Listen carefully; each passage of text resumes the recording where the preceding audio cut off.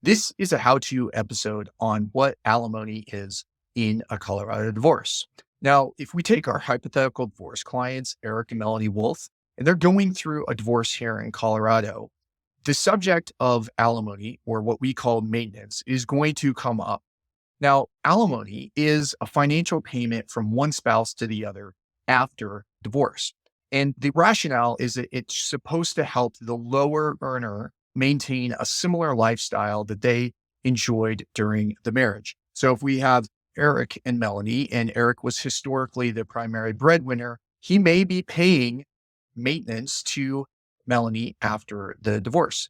The issue is how long, how much, and those are driven primarily by the number of factors that we'll get into in subsequent episodes.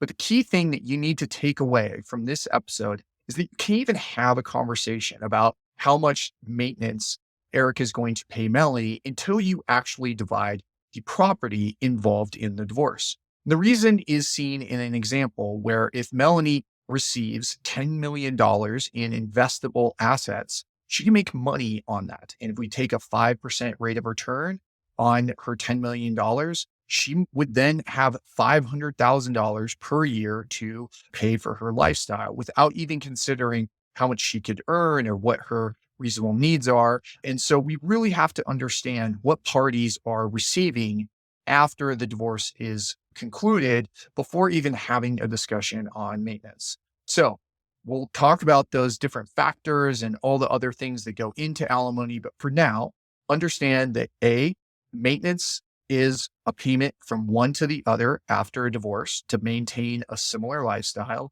And two, you can't have that conversation about what alimony is going to be awarded until you've divided property.